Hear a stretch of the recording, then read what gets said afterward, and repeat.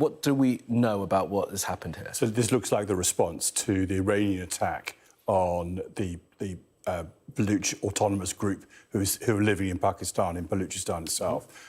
They are called the Jaish al-Adha, and what they wanted was more autonomy for Baluchis in Sistani, Baluchistan, in other words, the Iranian province. And what the Pakistanis have done is they've attacked the Baluch Liberation Army bases, which are sitting in Iran. Now, both those groupings clearly want more independence and more autonomy in the region. It's quite interesting that both countries have targeted very specifically those groups who are looking at for more autonomy for the Baluch region, whether it be in Pakistan or indeed in Iran.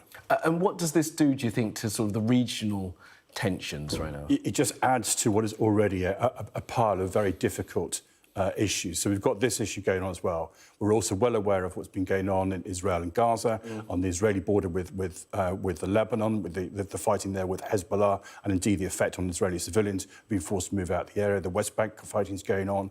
Iran has reached out. It's attacked into Baluchistan, as we discussed.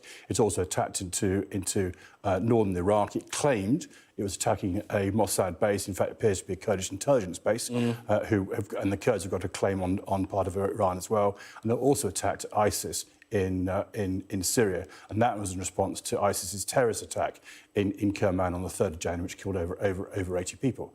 And then, if that wasn't enough, there are reports, so far not fully corroborated, of airstrikes in Syria today.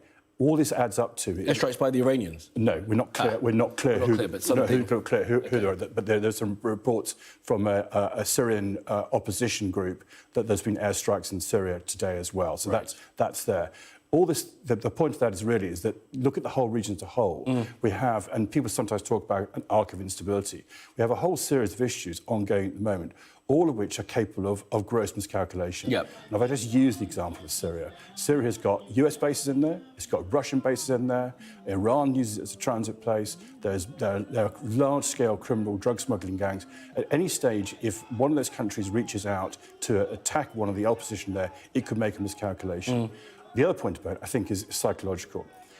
If people believe the way to deal with issues like this, cross-border issues, is by the use of force, it makes the use of force more likely, which means that it's then much more unlikely to be able to have negotiated settlements, diplomacy and everything goes with it. If force becomes, if you like, the coin about one which we calculate these things, that becomes very difficult for people to deal with.